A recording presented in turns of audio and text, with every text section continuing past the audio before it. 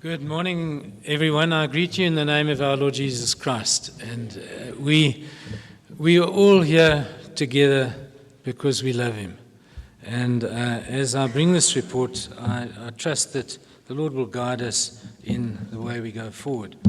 I thought just before we get into the meat of that, I was part of the committee that was in place to buy the property. And this was the report that we presented to the Assembly then. I think I can tell you how many pages it was, but it was long. So the report today, this was a 12-page report with a lot of annexes. And the Assembly at that time decided to buy, and I think we've had wonderful years since 1993 there. So on the screen you'll see my report. We'll go through this point by point, and this will give you a very good background, I hope. First of all, the Rudecrans property was originally purchased in 1993 after approval by the BU Assembly, and that's been a de facto situation. We own the property. In 2016, the Assembly approved a joint development of a BU retirement centre on the undeveloped ground of the property. In other words, what we hadn't developed, we went into a joint venture with a developer. That joint venture still stands, it's on hold. The reason why we could not continue with that is that the Johannesburg City Council or City Power could not supply electricity to the property enough to be able to run all of the things that we have there, plus a retirement centre, and we still have to settle up with the developer for the funds that we owe him. You'll remember, some of you who were at those assemblies, 2017, 18, 19, in our reports, the developer actually started to pay out part of our share of the money that would come our way in that development to us, and that still stands on the books as a loan that we must repay. So that loan was 250,000 Rand, but it does draw interest, and that's a number of years. So we are in for having to pay that back. I've spoken to the developers. Mic not working? No, it is. The online guys can't hear if you turn that way. So okay. So the fact is that those are monies that we have to pay. I'm having a meeting with the developer towards the end of this month where we'll finalise everything and we'll be able to get that on the table. Now, financially, the site struggles along, and I've put a note in here. This excludes the cost of administration and management. We don't, for example, in the books of the BU, take into account the extra time that folk like Colin, his predecessors, and so on, spend actually, and his administrative staff looking after the property. That's not put into the actual running costs of the campsite. Naturally, the salaries of the people, Pat has that well in hand, but Pat's time, for example, is never taken into account either. So if one were to look at that, one would have a slightly different picture. I've noted there that the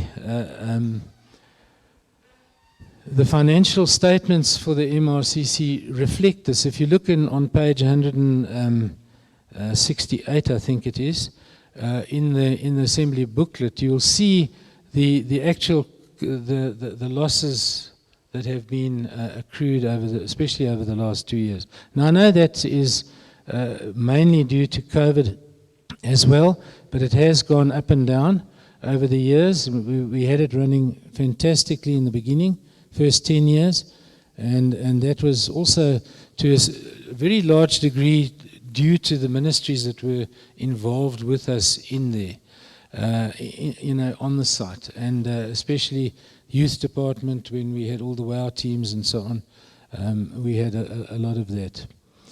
So the Property Committee recommended in March last year to the NLC that the property be sold due to the high costs and because it was no longer fit for purpose for which it had been purchased.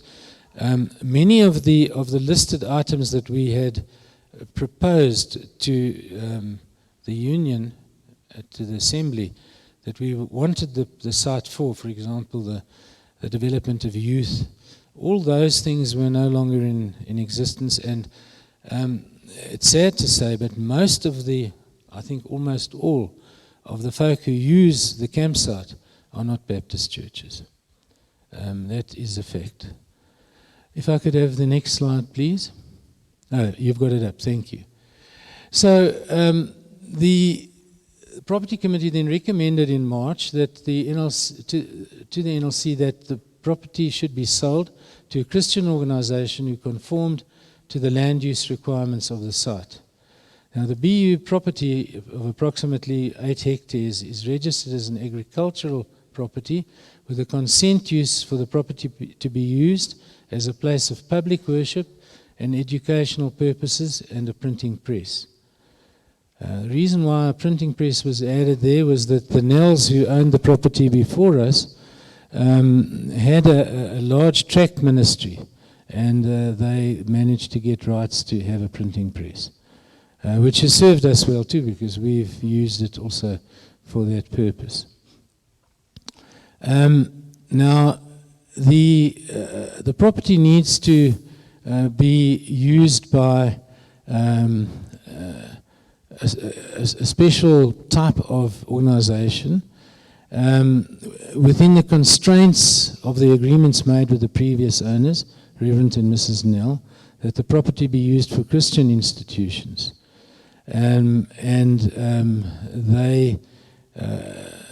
It was not written into the title deed, so if we wanted to ignore this idea, then we could. But we have chosen to do this, and you'll remember Trevor Swart felt very strongly about it as well, that we should find, if we did ever sell, buyers who would fit this category, or people who use the property. It's not a commercial property, it can't be used for that type of purpose. We still have possible buyers who fit this category, and the Assembly was informed that the property has been valued by a professional property valuator, and that the price of 35 million was recommended by the valuator to be used as a basis for negotiations. The actual valuation, as I mentioned last year as well, was 30 million, but one should start with the 35 million and then negotiate with buyers. Now, the NLC recommended to the Assembly that the property be sold, and a decision was made by this Assembly in 2021 in Pretoria that the Assembly, that the Baptist Union sell the property. Next slide, please. The occupancy of the property, I thought it would be good just for us to understand what happens on the property at present. The BU occupies 4 to 5 offices in the office building, and the BWD looks after the complete campsite. So there's a very definite split as to how this works. The Ritmea Church, as tenants, occupy about 90% of the office building and hire other facilities on the campsite as well. And you will have seen this in Colin's report and in other reports that are in the Assembly Handbook.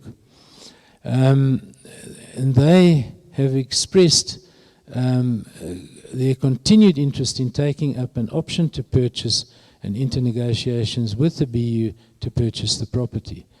When we let the empty offices that we had in BU House, they asked whether, they said, look, they really like the property. Could they have an option to purchase the property if it was put up for sale? And on the basis of that, we then have started negotiations with them. There was an extra negotiation that was put in, or an item that was put in into the sale, and that is that that if any Baptist church wanted to buy the property for the same money, they were free to do so. So if somebody wants to come along with 35 million and buy the property on behalf of their church, they're welcome to do that as well, because they would have the first option. And the second option goes to the one that we have a lease with, and I'm very encouraged that they are so happy there over the past few years that they've spent, that they really would like to buy that property. Next slide, please. Now, the Ritmia Church, subsequent to the last assembly, entered into negotiations with us, and many discussions were held with them regarding the purchase of the complete property for 35 million. This resulted in Ritmia submitting an offer to the BU for the property of 30 million on the 17th of March this year, but with a payment regime over a period of 10 years. Sip here.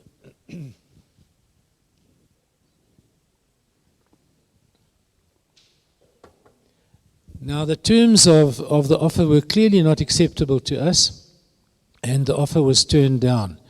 And I think you'll understand why when I tell you, when you make an offer over 10 years and you put down a third of the value of the property in cash, and you then structure your payments over the next 10 years, but you expect a second bond actually to be given on the property, which would be given by the Baptist Union, that's obviously not acceptable to us.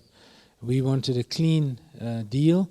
We went back and we had told them that it wasn't acceptable. We had a meeting together with them, and they were then told that this would not fly.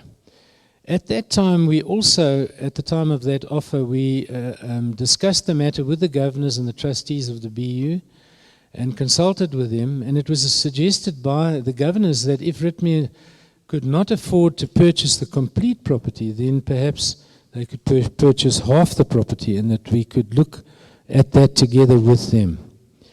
After detailed discussions with Ritmia, with their members, donors and financial institutions, they have requested that we do investigate the possible option of only selling half the property to them. So what has happened subsequent to that, they have been trying to raise the money. They've obviously got a bond from the bank, and several of their members have come up with generous loans to the church, and many of them, I think, are gifts as well.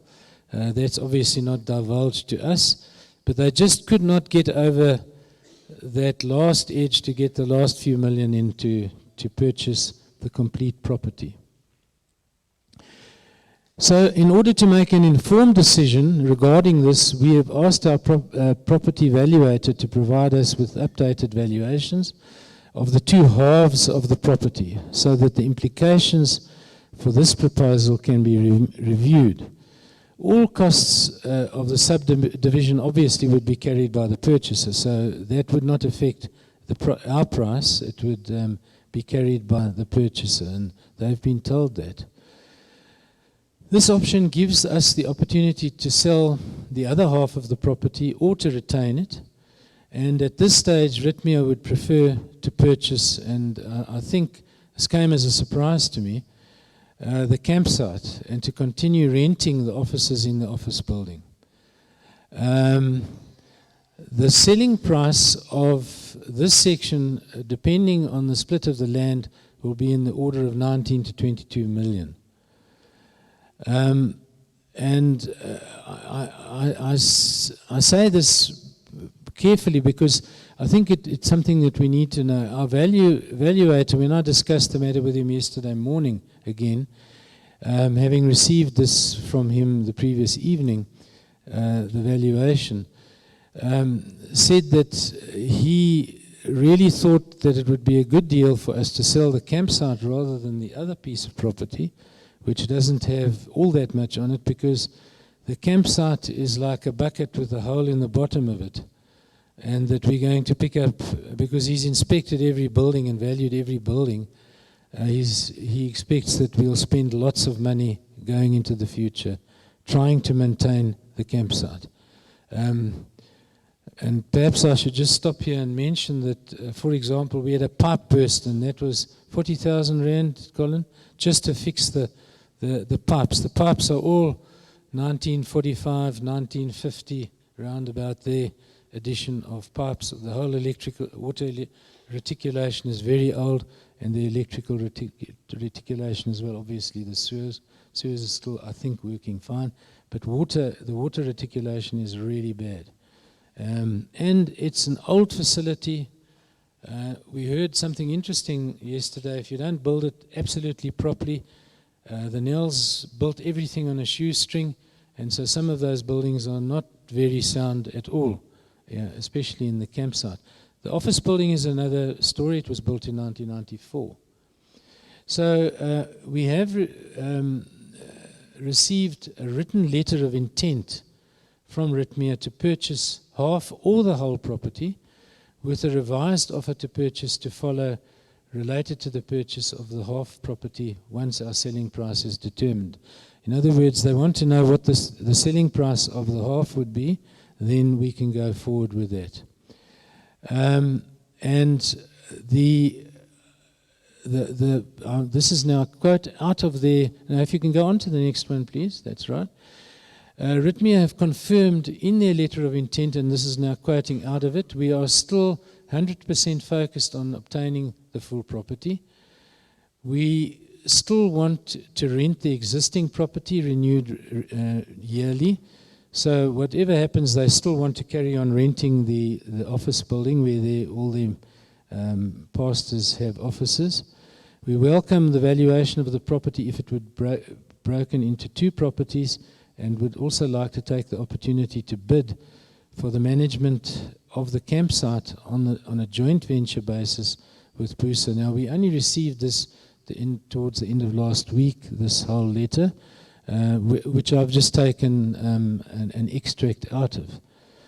I think you can clearly see in this that they are very keen on the property. They desperately want to buy it, and you can see that we're in very delicate final negotiations with them to actually sell the property. Now, that's where we stand. I'd like, if you, the gentleman there in the control room, to put up the first slide, which I can just show you. The first slide is the Plan C. That's the part, if we sold the campsite, this is what we would be left with. And that is the office building, which, as I said, is in good condition, and it's been refurbed recently when Ritmea moved in.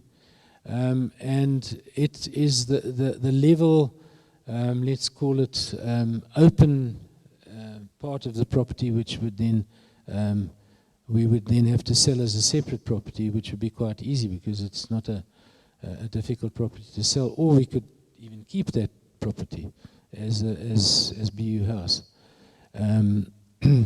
So that's the first. If you could then show the second photograph, please.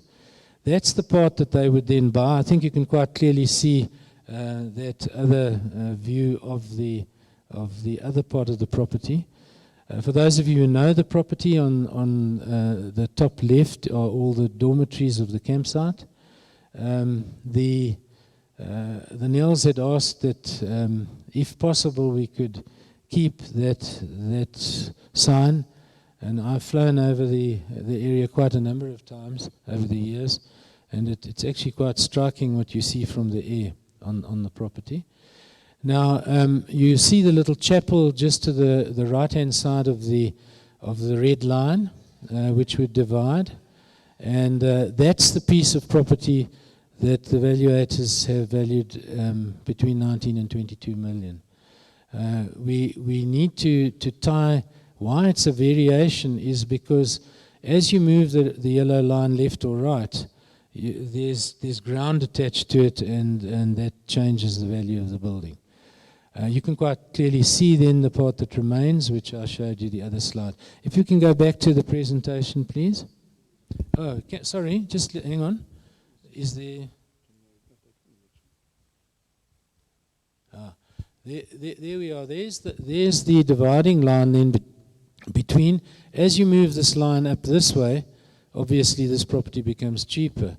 As you move the line this way, that one becomes more expensive and this one becomes cheaper.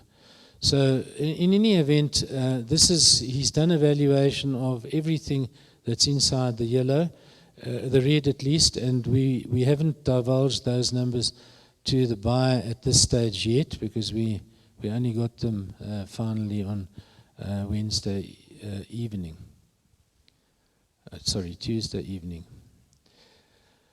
So that's where we are. This is the office building on this side. Just get it now. Got to find the little. There it is. There's the office building. The entrance. We come in down here and go into the campsite. This property has got very many possibilities to it, because it has an entrance, a registered entrance there, which goes to the campsite and is often used. The Nells sold off this part of the property to pay for their ministries. They owned this whole property originally. They sold this off as a township, but they retained a road in there, so there's a dual access. We've got a road going out there into Blender Avenue, and we have another access into, I can't think of the name, it's also a stone, a rock. So there are 2 accesses into this property, there are 3 into that. I think that will give everybody a good feeling in their mind as to what we are selling. Just to repeat then, Ritmia have asked whether we can possibly sell it to them in 2 halves. The Board of Governors has thought that is not a bad idea, particularly now, I think, in view of the fact that they want to buy the campsite and not it makes selling the other part of the property far easier, and it's actually the part of the property that can still be developed. If you can go back to my report, please. In conclusion, we are very positive and close to securing a sale of at least half the property to an evangelical Christian organization which has similar values to us Baptists, and who have accepted that the property must conform to the land use requirements as set out by the Nells when we bought the property in 1993, and of course the land use requirements for the zoning of the property. It is recommended that this transaction be concluded to the satisfaction of the trustees and the governors of the Baptist Union, and that the purchaser be sought for the second half of the property if required. That's if Ritmia don't take up the full property. Chair and fellow Baptists, churches at this assembly, that is where we are at the moment with the sale of the property, and I'm happy to take any questions that you may have.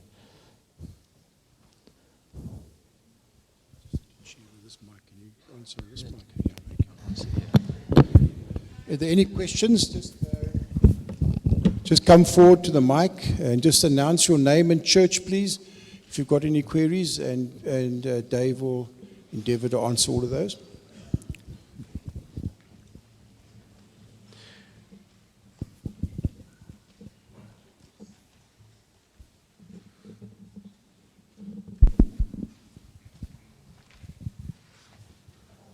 I'm Isaac Pinto from Central Baptist. Just wanted to ask a question, is maybe not as related, but just it was said in the report that there was an amount owed because of the retirement center, and I just wanted to ask what is that amount owed, and if there is any implications in terms of the budget. Right. Well, the amount was 250,000 Rand that they forwarded to the Baptist Union at that time. At the time, the Baptist Union was in a huge deficit and was very appreciative to receive the 250,000 Rand. It helped us at that time. It is bearing interest. We haven't calculated the final, and we are going to be sitting with the developer. I think you all understand why the developer couldn't carry on with the scheme, and the reason was that the City Power of Johannesburg Metro could not supply enough electricity to the site for further developments to the site. It is one of the major constraints of that piece of ground, is that the council in that area, City Power, just does not have any more electricity. But it was a part payment of what we would get out of the development as the Baptist Union, that the developer put forward to us, that we have to repay. As far as how it affects the budget, we first got to negotiate with those developers, see when they do want the money back, and then we'll know what the implications are. Thank you.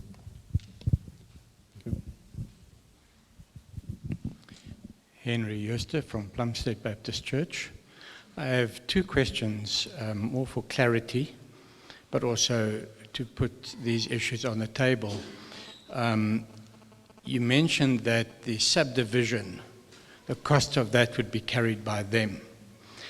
But these subdivisions don't always work. And if they start down this path of subdividing, and the city council, for whatever reason, decides no, because it's an agricultural property, etc., for whatever reasons they may think up, what will happen then? Will we be in for expenses, or will the deal fall through? So on the subdivision, if it fails, what plans are in place, if any? Well, I think we can answer that. Look, first of all, the subdivision, should we embark upon that route, as I've mentioned, would be to the cost of the Ritmea Gemeente. You know, we don't know whether it would be successful or not. We believe it will be successful. Honey Ridge has done a similar thing recently, and I believe that has been successful with the same metro. So I don't anticipate there will and I think that was also agricultural property, some of it. We don't anticipate necessarily that there will be a problem, but I think that we would tie it up legally together with the governors to make sure that we are covered, that the Baptist Union is covered in that event. What I must add, just following on from your question, is naturally, if we do have a subdivision like that, it does take a bit of time to get it through, because it's got to be registered with the deeds office, got to go through the municipality. There are certain things that have to happen to do that. Sure. The second question, in the light of the facts you've presented to us today, if we should decide to go ahead and they buy one half, is the thinking that attached to that sale is giving them an option for the second half by default? I mean, I hear that they want to buy the whole thing, but they can't afford it now. Because part of what you're presenting to us now, for me, says, well, if we sell that half, why don't we just hang on to the other indefinitely? Why do we want to then give them an option to buy the second half? It just well, we haven't jumped through that hoop yet. So, you know, the option would still be open for us, I believe, to hold the property on which Baptist House is. Okay, they've given an undertaking. In any case, they'll carry on renting it. If the property deal would fall through totally, and we weren't selling it to them, I'm not sure that their undertaking to carry on leasing the office building from us would continue. I think they would then realize we're not going to sell the property ever to them, and they would go and look for property elsewhere, and we would find ourselves, you know, the rental on on that building is actually keeping the whole site going financially at the moment. So if that were to fall through and we didn't have a tenant anymore, who's taking up a large part of the office, it could give us a problem. Thank you. My concern is that if they're one half, if they buy the campsite, that they would have this expectation that we would later sell the rest. And I don't think we need to go there at this point in time. Well, that's up for discussion, because at the moment we have a resolution from the Baptist Union Assembly to sell the whole property. So, and if they wanted to buy it, and we were happy to keep it for another 2 or 3 years and use it, and then sell it on to them, that's still negotiable. It's not on the table yet. Our instruction is to sell the property. Thank you, sir. I've got an online question here from one of our online delegates, and I think it's more at the chair. The Assembly took a decision in 2021 to sell the property with an update be given at the 2022 Assembly. How is it possible that a new proposal to rescind is tabled before we are even got a formal update? Are we not going round in circles instead of working towards stability and focus on the way forward? Can't we deal with last year's decision properly before any other proposals are considered? And that is from Beacon Valley Baptist, and that is Dean Ford. I can answer from we are actually dealing with last year's Assembly proposal that was put forward. That's what we're dealing with now. And the other proposal is coming after we've given that information up to date. So in actual fact, the order is correct.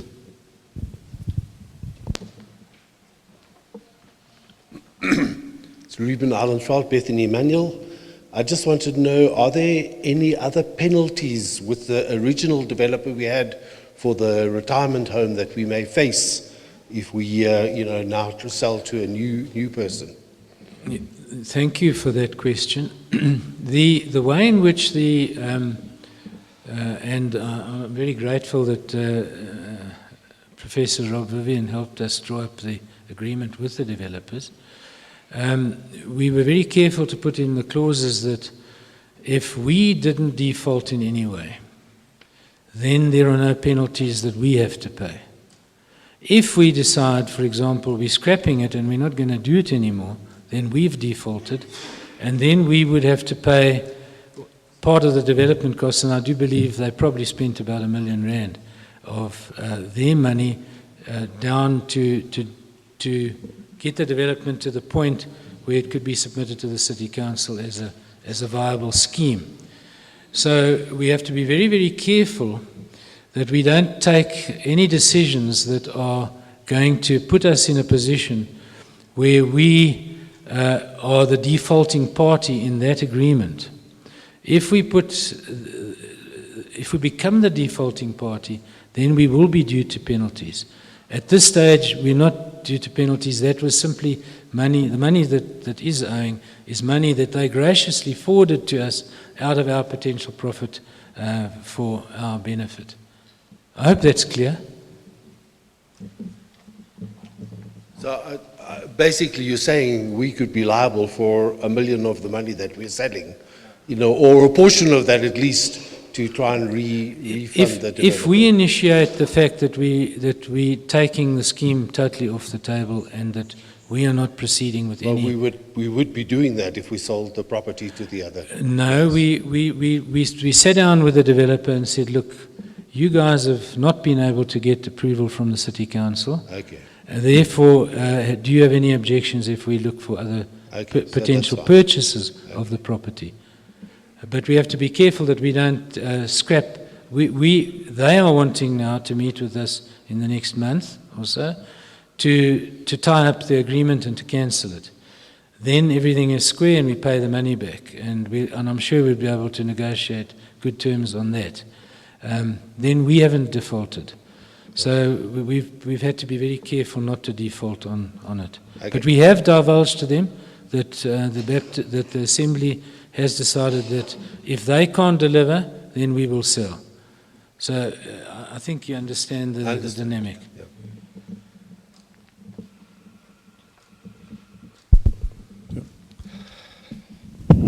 Sorry, I'm a bit tall. Hello, Mr. Chairman. Thank you for all of the work that you've done. We appreciate it.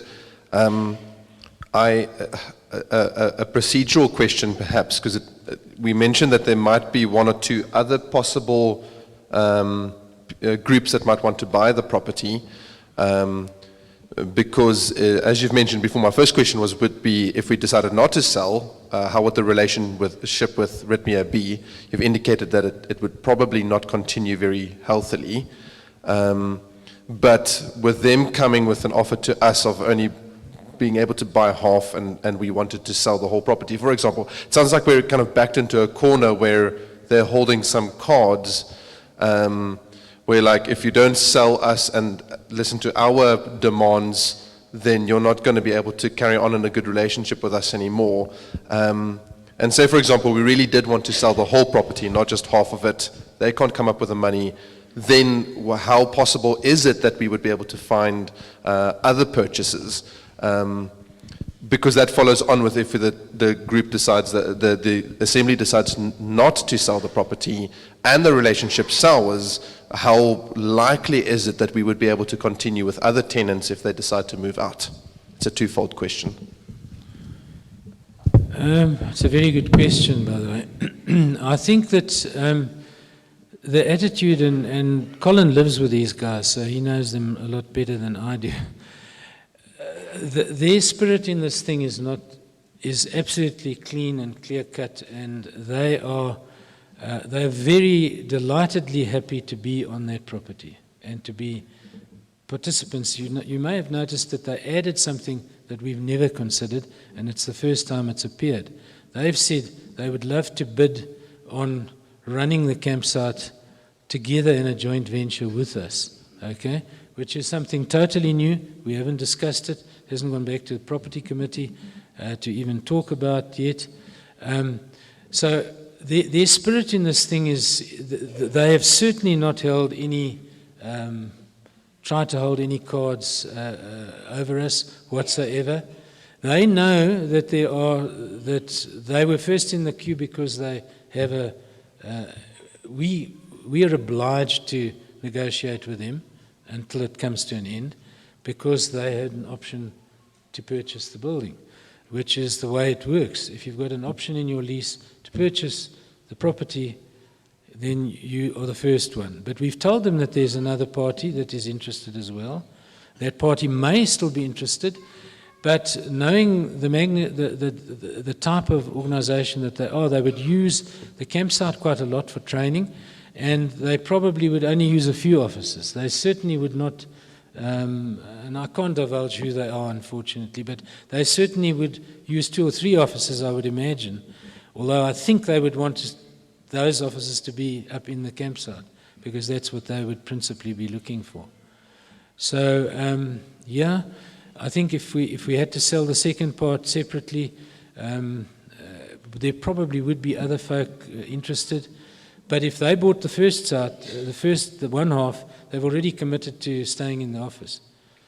So, that's what they've given us, a letter of intent, and I've no reason to believe that what they've said in there is false at all. Can I just add to that what Dave's saying? So they are good tenants. They certainly put more into the property than they take out. I mean, they've put a coffee shop in there. It is a thriving business. They have, even though we did renovate the offices, they've further renovated the offices. They put generators into this, which we never had. They have upgraded many of the facilities that they meet in on the other side of the campsite. So they certainly haven't taken from. They've added to it without asking or charging us a cent for that, and it's been to our benefit. So I think they are also a very rare thing in that we can only sell to a like-minded ecclesiastical organization, which is really the essence of the agreement with the Nells. And so they are coming forward at this time, and we've got to ask ourselves, is this of the Lord? Because we can only sell to a like-minded, and those are rare that churches would want to come and purchase a property for that value. So that is why we have taken this thing to the point that we have. Thank you. Agree with that.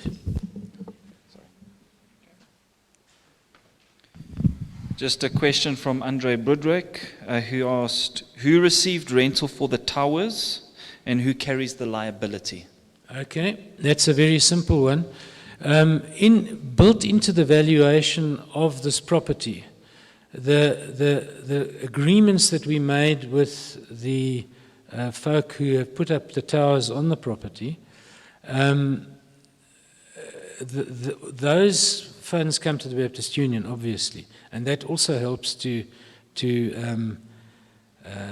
offset any deficits that there may be on the property. So the towers belong to the MTN or whoever it is, but they pay us monthly for that. They also pay for the electricity they use, which is also part of our problem with the electricity, because those towers use huge quantities of electricity. They use 60% of the electricity on the campsite, yeah. 60%. They're using 60% of the electricity on the site. But they were taken into account by the property valuator in the valuation of the property as a rental income, and the fact that would probably be ongoing. Those towers are all in the campsite part of the property, and because presumably whoever buys the campsite would then take over those leases, would get the revenue from them. This matter, it's quite complicated, and it has to be obviously very carefully and legally tied up with the buyer. Thank you, sir. Darrell Peterson, Western Cape Baptist Network. My concern is for Assembly delegates. We've taken a decision at the 2021 Assembly to sell the campsite. And there's a report update that is happening now at this Assembly. Okay? That update is now changed a bit from selling the campsite to selling part of the campsite, or other options have come into that as well. We now have another proposal that would come our way, not selling the campsite. Now, I'm not too sure what the the counter proposal will be based on, since you've had changes, which is now sale of the outright sale of the property to subdividing and selling part and what now. Me as an Assembly delegate, I'm supposed to be voting on that later on. And I'm not too sure what and how we would constitute that vote, whether we would have a repeat of yesterday, whether running changes would have to be made with regard to certain resolutions so we know what we're voting for and what we're voting on. So I think, to the chair, I think that clarity needs to be made in terms of where we actually, because I'm not too sure where we are at now. We received the report, and I'm quite happy that the decision has already been made in 21. So the process is ongoing, and we've got an updated report now in terms of what the changes may be. But later on, we'll also have another proposal that says don't sell the property. And is that a proposal that would come in terms of understanding what the new developments are, or is it just don't sell the property? Let's retain the property, but on the basis of all the items that were listed here. Yeah. So my concern is for the delegates in terms of how do we actually vote and what are we actually voting on. All right, Darrell, thank you. Look, any church, because we're a union, is allowed to bring a proposal against that is how the business of the Assembly operates. I think Rion has certainly been kept up to date in his church as to how the process has gone on up to the last, as far as we can, even up to recently. So the proposal is based on a knowledge of the sale that has been going forward, and the sale that was that fell through for the whole property. But he's allowed to bring a proposal, and the proposal will be decided at this Assembly based on what you've heard from where we are with the sale, and he will bring a counter proposal from his church as to whether we should go further.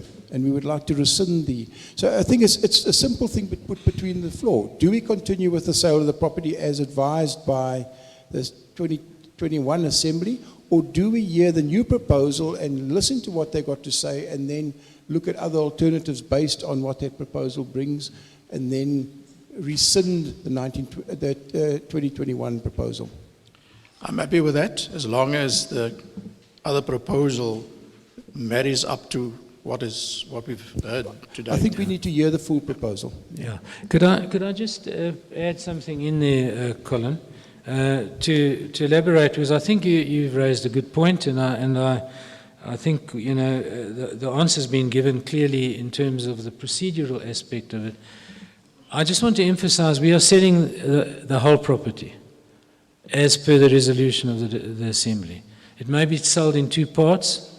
That's what we've brought forward.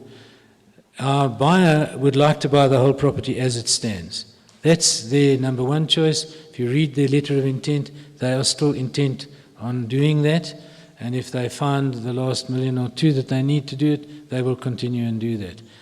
If that doesn't work for them, we can turn around and say, no, okay, we're going to go to a second purchaser, and we can start negotiations there.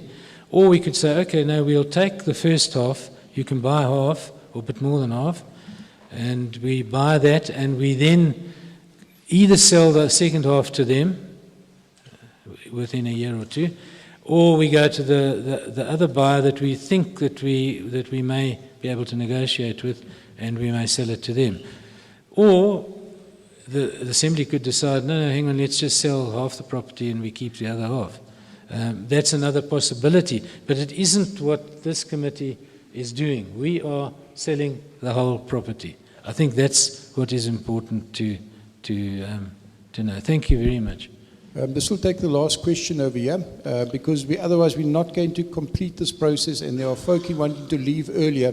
So I'll take, Jason, if you've got an online question, we'll take that as the last question. Peter? Thank you. We bought in 1992 for 150,000, I think. If we sell for 35 million, is there a tax capital gains implication? Yeah, look, it's not quite as simple as that, because we paid 650,000 for it. We built an office building for 2.5 million on it. We've improved the ladies have improved the facilities quite considerably. It's before the year 2000, so a different formula applies for capital gains.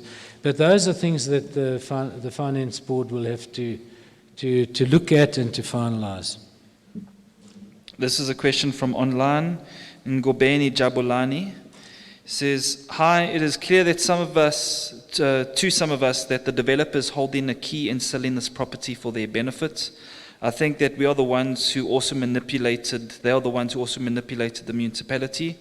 First, the municipality said they could provide electricity over 5 years of our proposal for a retirement centre, and 5 years is long over. We will not allow the developer to manipulate us as they did with the municipality. I don't know if it's a question or if it's a statement. I think it's a statement, and I think he's just restating what I said. We certainly would not. We're not in the default, and the developer is not in a default either. The person in default is the municipality, the Metro of Johannesburg, and they're not able to supply electricity. But we certainly will take note of that, and we will not be manipulated by the developer in any way. And he's not intending to, in terms of my discussions with him. I'll take one more question, John. Thank you. Last question. A suggestion rather than a question, and if it creates problems for you as the chair, I will pretend I've never said it. It feels to me like there may be a possible solution between the two things that we've put up in opposition to here, but I don't know how you even procedurally do that. But it feels to me like, the proposal to not sell the campsite and the recent developments of we may only end up initially selling half the campsite may perhaps meet in the middle, but I don't want to make your job harder, sir. Because I don't know how these things work. John, you always make my job hard. All right. I think what we need to do now, I think you've heard the report from Dave. We're up to scratch where we are. These things, the report was brought up to the last couple of days. There was still stuff coming in. Yesterday morning. Yes, thank you. Dave, by the way, thank you for your report. Give a round of applause, please.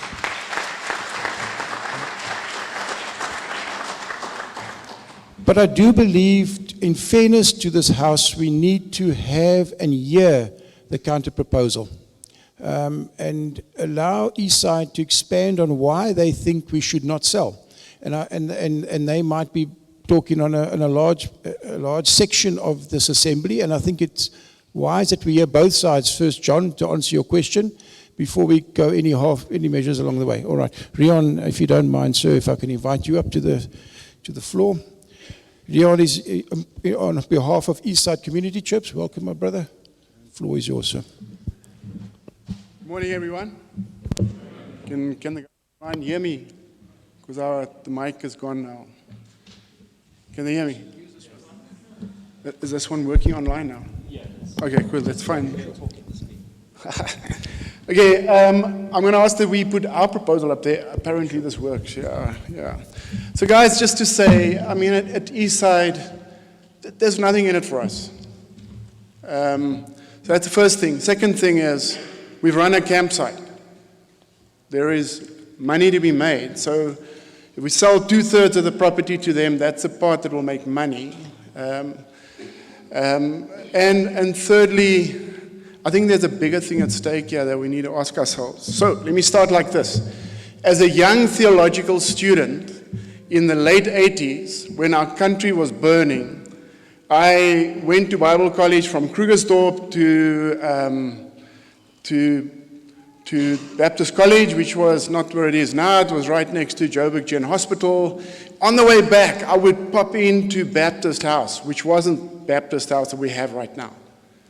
It was, I think, a 2-story building. At the bottom, there was a bookstore. And I remember being on the National Youth Executive, sitting in that building, hearing that the building that we have is no longer big enough. We're trying to find some other space because the WOW team was being trained somewhere close to here. All our young teams, there were, I think, 4 WOW teams. We grew into 7 WOW teams eventually. Our youth ministry was booming. There was a rite of passage for our young people into ministry. Our colleges were being populated, not by people from other denominations, but from within. And so there was a rite of passage. We eventually got to a point where Trevor Swart, I can't remember who it all was, got up at the assembly. You would remember this. And they said, we've secured another property because guys, we need all of this space to do all of the things that God wants us to do. And that's what we did. And we took all the WOW teams that grew into Impendulo. We sent teams up Africa to do missions. We still had the WOW teams. We had the one-to-oneers all being trained there. Youth and Children's Ministry, what John Ben spoke about earlier on. Last year, I sat at the assemblies and I heard this. This is now 20, 30 years later. I heard this. Guys, we need to sell the property because we don't have that anymore. And by implication, what we don't have is we don't have a rite of passage. Go and check with our colleges. How many of our students are coming from within the Baptist Union? How are we inspiring our churches to do exactly what John Ben was saying when I came in a little bit late this morning? To get young people in and get them excited about the kingdom and about serving full-time. Peter Smallbones and I were reminiscing this morning about the camps that we were on. And I said, Peter, did you feel it back then? In your heart? I mean, why did you give a whole 40 years of ministry? Well, it happened in those paradigmic moments where they were able to experience and come and serve, and there was a rite of passage and so on. We don't have that anymore. In the last 25 years, for whatever reason, people stood on the stage last year in our church and said, we don't need it anymore, we can sell it. And there are other Baptist churches. There's Ritmia on the ground. They're an amazing church. If anything, I mean, if we don't sell, and you guys must decide, I mean, I'm not going to leave here with sleepless nights if we don't sell, but if anything, we should let them use the property. We're all building the kingdom of God together. But the dilemma is, what is our assignment? I can mention churches, Orange Street Baptist Church, 3 Anchor Bay Baptist Church, several other churches. They eventually became empty, and other denominations, non-denominational churches, came into those buildings. They incubated churches that are alive and thriving and doing things for the kingdom right now. They're taking new ground. The question is, are we taking new ground? And the decisions that we are making now, just forget about what the property cost us, because I have the facts in front of me now. But are the decisions we're making now, is it going to make it difficult for us to go back and take some more ground? Or is it they're going to limit us in the future? We're going to do what they did in the late 80s, go like, God has blessed us now, we need to find another piece of ground. So, it's not been easy for me to get all the facts. Okay, point taken, most of the facts for the sale only came through yesterday, but I did ask for the last couple of weeks. We've got this proposal coming. I'm happy to change our proposal, but I need to know what's coming. So this morning there's been some information, and maybe John is right. I think we want the same thing. We don't want to load the Baptist Union, but we all want to advance, don't we? I do.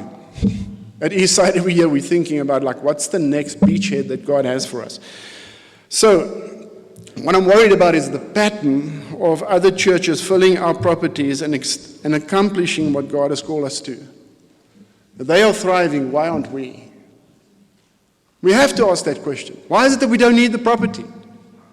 How is it in the last 25 years that we ended up with no youth ministry? I mean, those are core questions we need to ask. And so I'm not going to go into that. So, let's go on to the next slide. On stage last year, we were told that this campsite had cost us an extreme amount of money. I hope you can see the font that is big enough.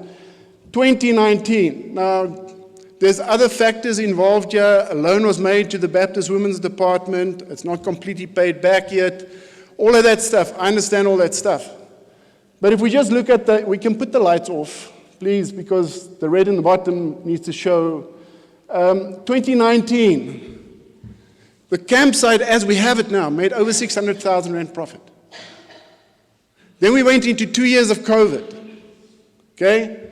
The first year of COVID, just under 300,000 rand loss, which leaves us with just over 300,000 rand profit for 2 years. Then last year, granted we cut staff and cut costs and all that stuff, we ran at a 12,000 rand loss, which still gives us a 300,000 rand profit over a period of 3 years. So the impression that's being created up here that it's so expensive, it doesn't show in the graph. I studied electronic engineering before, and we just made a statement that the towers, which brings in from, correct me if I'm wrong, just around about 500,000 rand a year, is costing us this amount of money in terms of electricity. As an ex-electronic engineer, I know that's not true. But if it cost us 250,000 rand of the 500,000 rand, what do we have? 250,000 rand left, right? Okay, let's sell the property. Where are we going to get the 250,000 rand? Plus the 300,000 rand that we would have got in the last 3 years. Okay. So the reasons were given for selling is, next slide, from the stage last year. And the reason I'm going through this is because I think if you had all the information, you would have made a different decision. Okay. We do not need the office space. When did we decide that the Baptist Union will not have offices? It wasn't decided yet, but even if we did, there's After 25 years of decline, I suppose it's true. But I circumstantially haven't been able to be here for the whole assembly. All I've heard since I landed yesterday was, God is busy with something here. And I mean, everyone who met with me since I arrived last night, my wife is really ill, so I haven't been able to be here, has told me God did something last year, and it's carrying on this year. So are we not going to need officers? I think we're going to need officers and much more. Okay. The other thing that was said from the stage here and this morning was alluded to, it is going to be difficult to alter the rights on the ground, and there's lots of... Guys, I've gone through that with our property, from farmland in the middle of Pretoria, like this property. I've gone through all of those processes. Dave is right. It is cumbersome, it is difficult with dysfunctional councils. It takes time, but it's going to have to be done, but we don't have to do it. If you sell the property, it's the other guy's problem. Like it was mine. For 5 years, I struggled to get rights from farmland to it being a township to being ecclesiastical property. Lots of sweat. I did it myself, so I know. The other reason was that we cannot get enough electricity to the ground. It was said this morning. Guys, we don't have enough electricity in the country.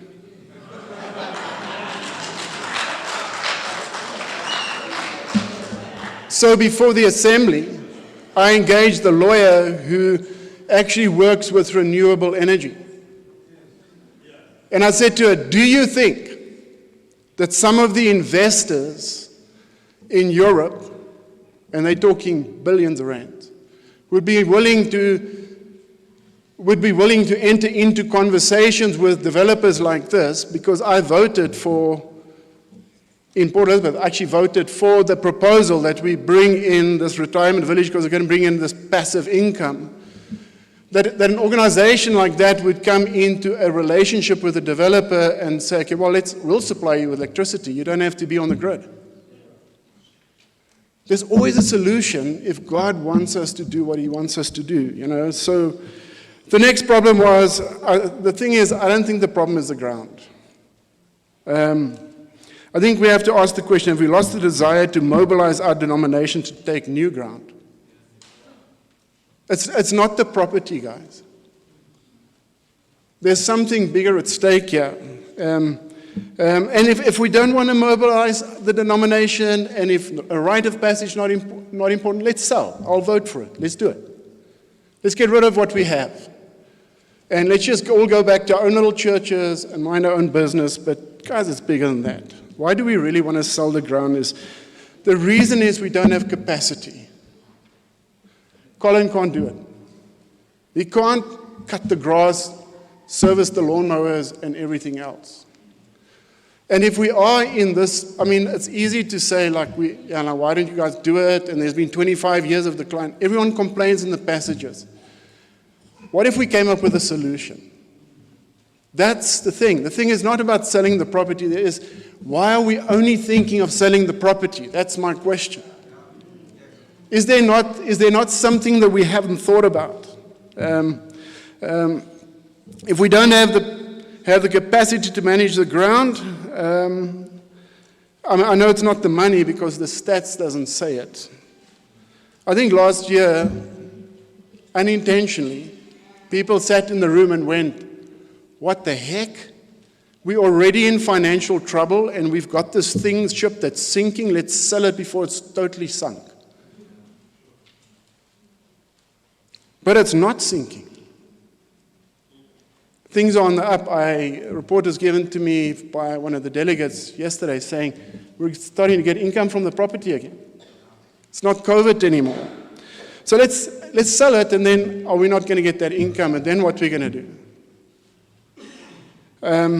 We made mistakes in the past. Let's not make another one.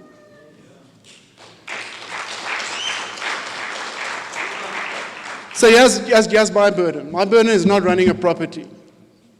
I have that. With 2 other business units on the church that I'm busy running. I don't need more of that. But here's my question. What if we can find a solution that gives us money in the bank? so that children, youth, and pastoral and care of pastors can happen and is financed. We have money for admin. I mean, our church pays our yearly fee. We can run the administration out of that money. But right now, if anyone says, let's do youth ministry, let's look at the budget, and where will we find the money? Why would Rhythmia want to buy 2/3 of the property on that side? Because of its commercial potential. I mean, why wouldn't they buy the Baptist house part? Because they're not wanting to sell. I mean, if you want to have 600,000 rand, that 600,000 rand profit didn't come out of the little Baptist house on this side. It came out of the 2/3 on that side. So, because I have a bit of a business brain, and because I've done some of this stuff, and because I've hustled for the last 24 years, Eastside is debt-free in 2 months' time. So we have a proposal, which we can put up there. I hope I haven't been on the screen the whole time. Have we had up? Take me off there, put the proposal, looks better. I think for the reasons I've given, I think we decided last year to sell because we didn't know some of the facts. And there's more facts to be had. I've just given you a taste. We feel that we shouldn't sell the property, that the Baptist Union vote to keep the campsite as an asset. You can sell a car, it's a liability, but you sell a house, you've sold an asset. Yeah. We've sold all the Baptist Union cars, as far as I know. They're gone. All of our team vehicles are gone. The trailers are gone, the sound equipment, maybe there's a few of them still they're gone. We can't get them back. Okay.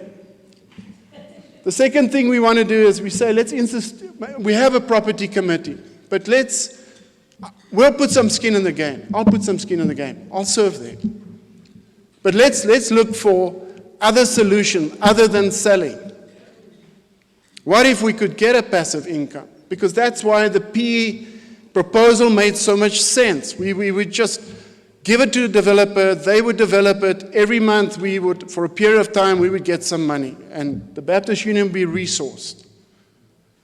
Then why do we stop there? Now we want to sell it, all of it. And I think that's a bad decision. We have Monash University just down the road. They don't have enough student accommodation. I mean, why have we not gone to them and said, we have accommodation? You have thousands of students. Just don't build any more. Let's come into there's other things that we haven't looked at. Yeah, Dave, I really don't mean to make the efforts that you guys have put in less than what it is, because I'm sure it's been substantial, because I've gone through this myself. But I think the decision we made last year wasn't the best one. Okay, the last one I'm not so locked into. But when I wanted to change that, Colin said to me, Rian, you can't change something after a certain period of time, and what this proposal went out to you guys, where we said that the property is not used as a campsite in an economy and culture where camps are no longer financially viable. We can change that one. We can say, unless there's a good reason, we can add that. A good reason might be that campsites are on the up, and we give the property committee the mandate to go back and have a look at alternatives that will give us good income. So let me suggest, why don't we go back to Rhythmia and we say, look, we're not ready to sell. This is just part of my motivation. We say to them, we really believe in what you're doing. So let's figure it out together.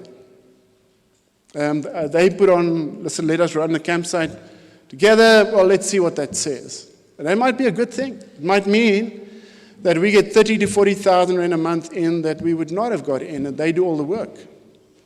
But let's talk about that. But let's not sell the property thinking that this is a sinking ship, because it's not.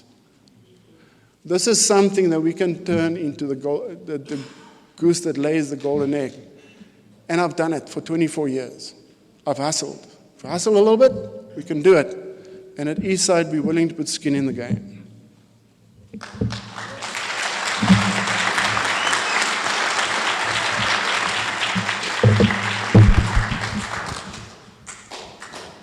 Folk, I am watching the clock because I really want you all to vote on this matter today. But I also need to take a few questions, just to be fair, so that Rion can perhaps answer those if there are any pertinent questions to his proposal. So Rion, if you don't mind just staying at the mic, sir. But anybody who wants to ask a question, please, we just need to be brief and to the point so that we stick to the time limits. All right, Rebecca, just announce your name and church again, please. Rebecca Ben, Westville Baptist. Since part of the main push for this is to be a rejuvenation of the youth, I want to know from you, Rian, and from the Baptist Union, and those who support this motion to not sell, have you sat down with a group of younger millennials and Gen Z? I am one of the older ones now. And older millennials and Gen Z people sat down as a committee and asked them if this is something they actually want.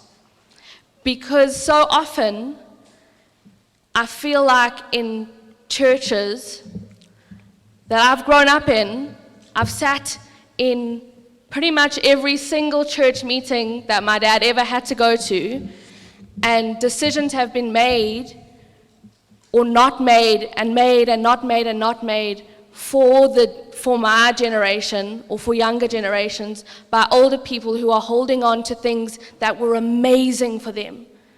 To see this campsite get sold is devastating for me. I grew up there. Half of you guys saw me run around there as little kids. It breaks my heart. But I don't want this campsite to become a church steeple that gets older and older and more broken, and that we keep saying, no, we can't sell it because there's hope, there's a plan.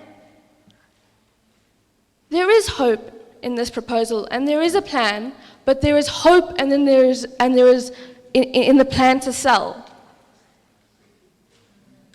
It's hard, and there is passion on both sides.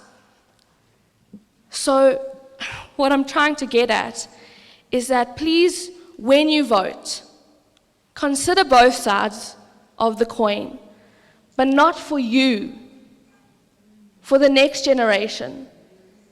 And don't vote with your memories of the past and of the glory of what it was. Okay, I think just in answer to that, just imagine. Thank you. Because I'm supposed to answer, right? Or must I only respond at the end? Okay. The only question I did have was, have you sat down with a group of millennials and Gen Zs and asked them if this is what they want? So Rebecca, to answer that is, I've written a whole master's dissertation on about the next generation, the ministry they need. The question is not, the campsite issue is, how do we ignite a thriving children's and youth ministry within every local church on the corner of whatever street they find themselves if we have no resources? Is it possible that we can turn the Baptist Union campsite into a money spinner that will unlock those resources for churches wherever they are in the country? Okay, but you still haven't answered my question. Have you sat down with a group of my generation and younger and asked them if this is what they want? Because I know master's researchers, I've done that, and you can write it. The answer is yes. Okay, which group and where are they? And where is their input? Rebecca, we hear the question, but we need just to focus on the property. But your point is taken and heard. Thank you.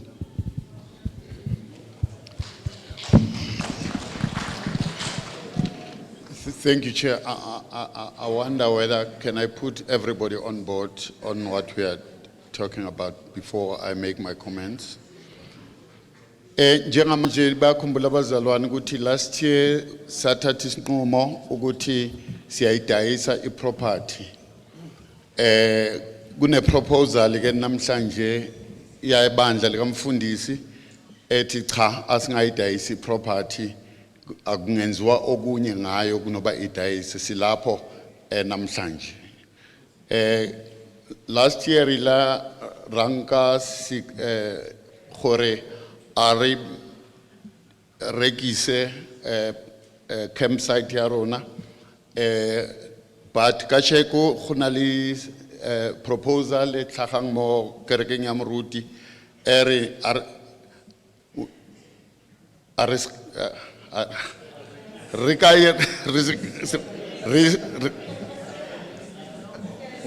okay, you got it. So, kacheko ritla bua kanto eo ritla votela into eo.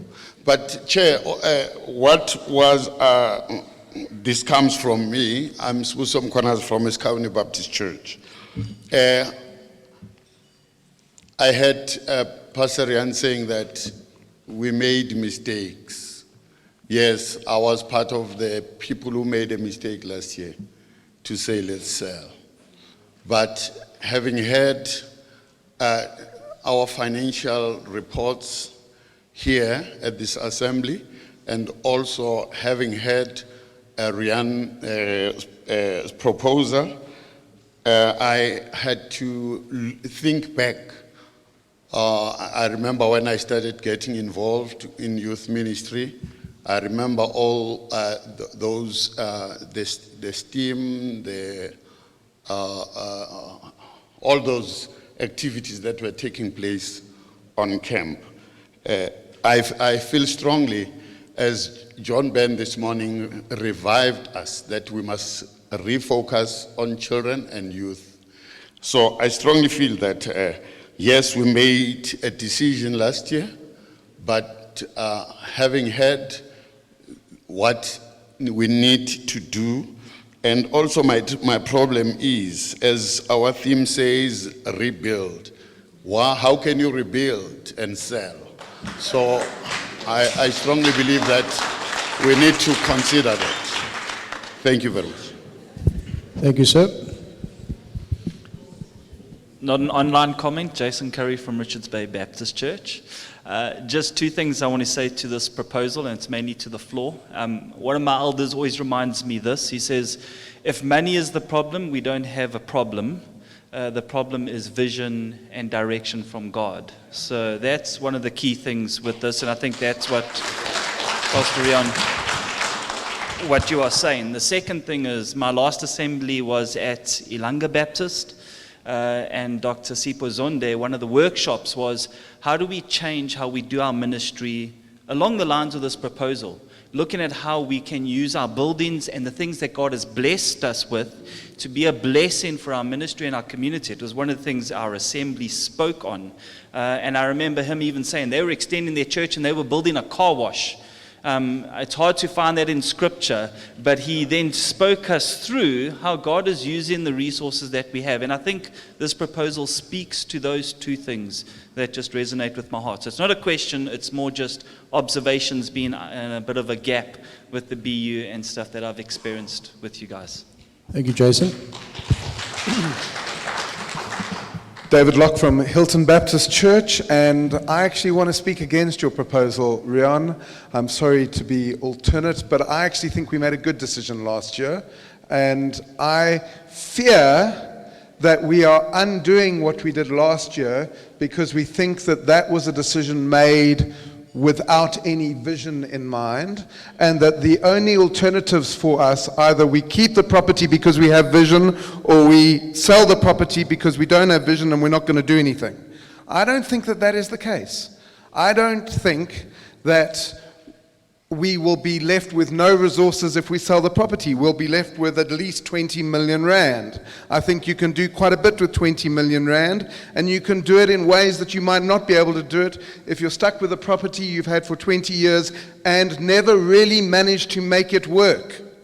I think that we undermine what the people have done in the last 20 years and really struggled and done their very best with it, but not been able to do something that really takes the Baptist Union forward despite all their great efforts and sacrifice.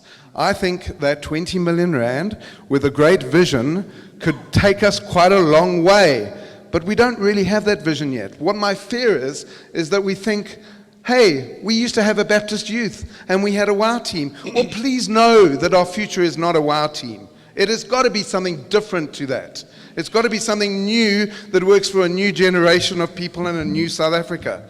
I just think that we've been led to believe that if we have vision and if we have a future, we can't sell. I don't think that's true. I think we could sell, and we could take the money that we would get for that, because it's not nothing, it's quite a lot, and we could turn that into something new that actually does work for the Baptist Union and says it doesn't have to be the same, doesn't have to be what we've done before. And so I appreciate that selling property is selling an asset, but it doesn't mean to say you don't have an asset anymore. You do have an asset. You have money that you can then use to purchase other assets. So I feel that we made a good decision last year, and I feel that the work that is being done with good people who can make that property work in the future should be allowed to continue, that we should take the money we get from that, determine our own vision, and invest in that as and when we determine what it is. So thank you. Thank you, Dave. Dave, Rion's going to reply to you. Is that all right? So Dave, I'm sorry. Obviously, the error is on my side. I don't think I've been clear. No. I'm asking, how will we fund a vision in the future? Once we spent the 20 million, what if we could have 20 million and more? Well, that's a what if. We can have 20 million and more. What I'm saying is that we're not ruling out assets for a vision going forward if we sell the property. We've still got assets. It's called cash. It's actually more usable because you're not determined by what you've got at the moment as to how you use it. What I'm saying, it's not an either or. Both options give us something which we can use for the future. That's what I'm saying. Okay, and the second thing I think I'm worried about that I've not been clear on is that two speakers have now come back and said we don't need the WOW team. I'm not saying we must have a WOW team in the future. I'm saying we must have a youth and children's ministry, which we don't have at the moment. Okay. Thank you, Dave. Brett Smitsdorf, Randfontein Baptist Church.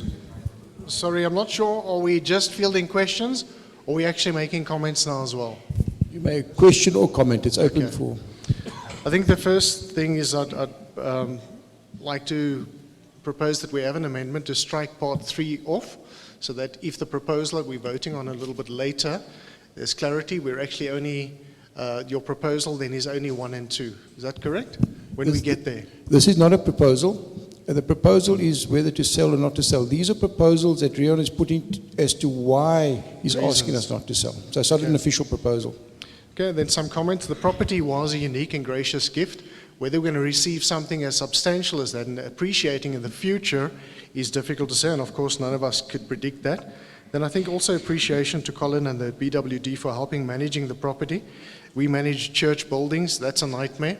You have one person managing 10 or 15, the equivalent 10, 15, 20 buildings, and still fielding 1 million calls from happy or disgruntled BU churches. So we do want to appreciate the fact that it takes a lot of work to just keep that property running. I think my perception is that the 2021 decision was influenced by our COVID years, which I think caused financial restraints and problems to affect our vision and our vision for ministry. Fortunately, it seems like the report yesterday showed that that is behind us, so we can think a little bit differently. When I've seen the sale of mansas by churches over the years to fund certain projects or to give to a pastor, whatever, My experience has been, as I've seen it, limited as it is, that for those churches to get that type of property back is very difficult. It also brings a lot of financial constraints to the church to have to fund rent or purchase of another property plus the pastor's salary. And my concern is if we sell this, we're going to, if we in the future want to purchase property, find that we're not going to get the equivalent property for that 20 million or whatever we get for it. I think the property is in a very affluent suburb. It's appreciating every year, so we need to factor that finance in as well. Ritma see the value. They've invested, and in fact, they've started developing. They've started to generate a little bit of fund. We have rentals from the towers, rental of the office space, and they've expressed the willingness to help maintain the campsite, and I think we can look at that. That is something that we didn't have on the floor last year, but we've subsequently had. I think that should enter into our thinking. And then I think the BWD, I don't know if they envision managing the property going forward, but we already have somebody capable in the BWD, along with the partnership with Ritmia, being able to manage the property. We have 3 residential properties, 3 halls of different size, a campsite, a pool, etc., etc. There's a lot of value there, a lot of different uses that can come from it. Round about 15 kilometers away, the NG Church denomination have a campsite called Achterberg. The Presbyterian have a campsite called Rocky Valley. We struggle, if we want to have camps there, you've got to book that camp 11 to 12 months in advance. That's how busy and buzzing those places are. Now ours, we have the same facilities, very similar. They need a little bit of upgrading, but my question is why can we not have that demand? And their prices are not cheap. You have to pay a premium to go there, and yet there's a waiting list. They're in the same area. I do believe that with proper marketing and development of the facilities, there is money to be generated. That's not our main aim, but there is money to be generated. And if it was financial constraints and problems that we were picking up with the property that was motivating, a strong motivating factor to us to sell, then I think that the possibility of generating decent income should be a strong motivating factor to keep the property. Thank you. Thank you, sir.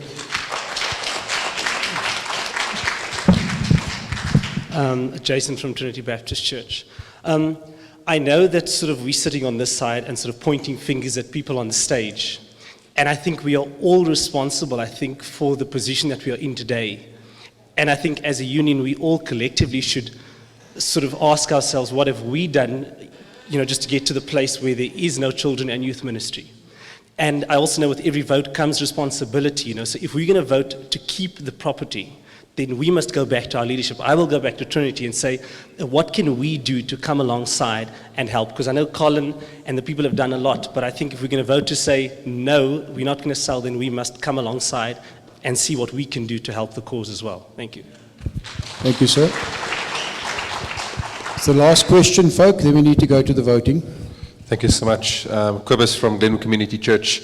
Rian, sometimes it's easy to get lost in your words when you think differently, and your words can get lost in the communication. And so I just want to reaffirm what you have already said, but try and say it in a little bit of a different way. We're not trying to resurrect wild teams. We're not trying to resurrect anything like that. We're trying, as I understand your proposal, use the campsite as an asset that can generate continuous income with, if it's managed differently, that can fund ministries going into the future. Friends, in how many years has it taken us to get a national ministry leader? And there he's sitting, friends. We have achieved a miracle by Baptist standards this year, right? And I'm just saying, and who knows what the proposal for next year is going to be around pastoral care, and the proposal that's going to be like in 3 years' time around youth ministry. We're not trying to resurrect the past. We're trying to create means to give funds back for ministry to be able to happen. And a very brief story. When I got married, I had 2 saxophones. They were my pride and joy. I sold my assets, and now I don't have saxophones anymore.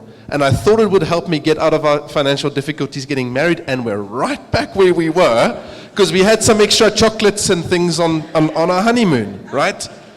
20 million rand is not an asset. 20 million rand disappears like that. But a campsite that has the potential to be run well is an asset that can generate income for us, friends. And we might get back to 3 years from now and go, sorry guys, it didn't work. We need to sell the property. But we can't make that now. We have to decide with the information that is available to us at this moment. We made a decision last year. So like we didn't fail last year. We made a decision with the information that was available to us at the time, looking at the economic climate, and it was the right decision with the information that we have. The information's changed, my friends. Thank you. Thank you, sir. Ruben, I'll take you as the last question. Any questions are closed and comments are closed. So I'm in dilemma at the moment because I actually like both ideas, to be honest with you. But I want us to be realistic here. The reality is, Rian put some figures up there that showed that we didn't make such a big loss over the last 2 years. But the reality is, the only reason we didn't make a big loss is that we got a big fat rent from the other organization, Ritmea. And if we tell them tomorrow we're not selling to them anymore, they're going to look somewhere else. So we mustn't forget we're going to lose R500,000 income immediately, very soon, and we're going to have to find R500,000, if they decide to go and rent somewhere else. Well, Mr. Chairman, I need to challenge that. Because if you look at 2 years of COVID, we didn't have any income from camps. But you haven't let me finish yet. Yeah. Because actually we can actually make that up. I mean, the reality is we're paying a lot of money to be at Treverton today, a couple of 100,000 rand. If we had the assembly at the campsite, we could be paying ourselves R500,000 rand. So that in some ways we can offset those sort of things and we can generate income in other sort of ways. So, but while everybody thinks Colin runs the campsite, the reality is that my wife runs the campsite.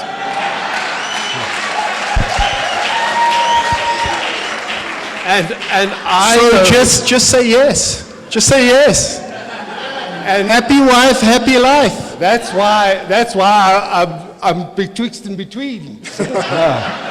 I'd like to have my wife back a little bit as well, So the reality is, it takes a lot of effort to run the campsite, and it puts a lot of strain on, on just time and effort and those sort of things.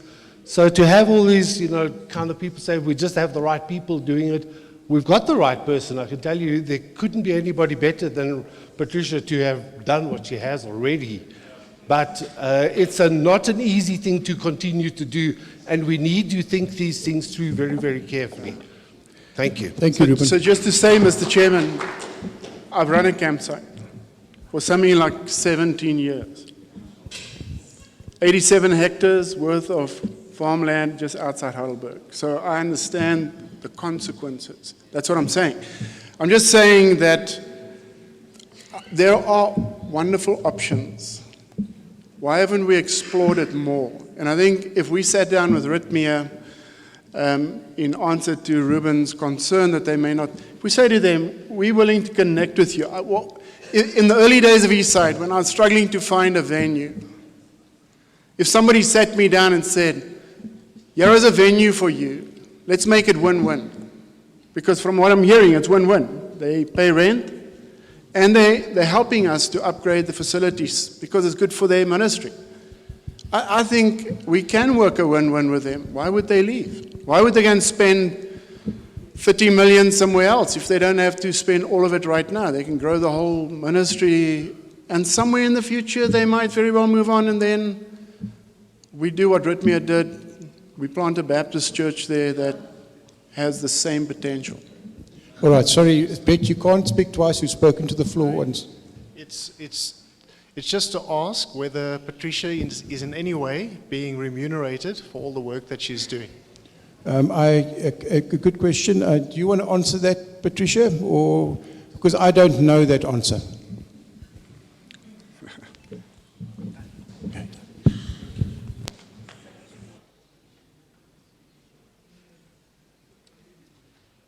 So I'm employed by the Baptist Women's Department.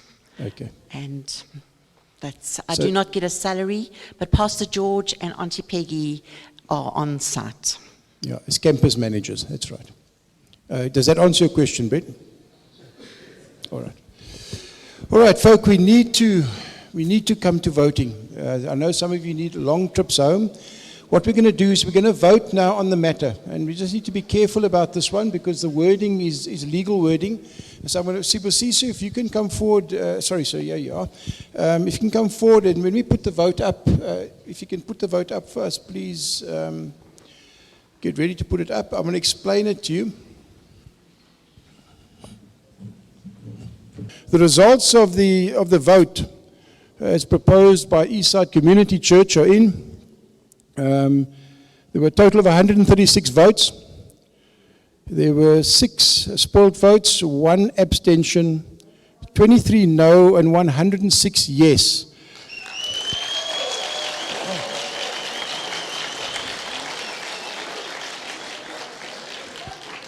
As it stands, that means that the sale of the campsite will not continue based on that vote. Thank you.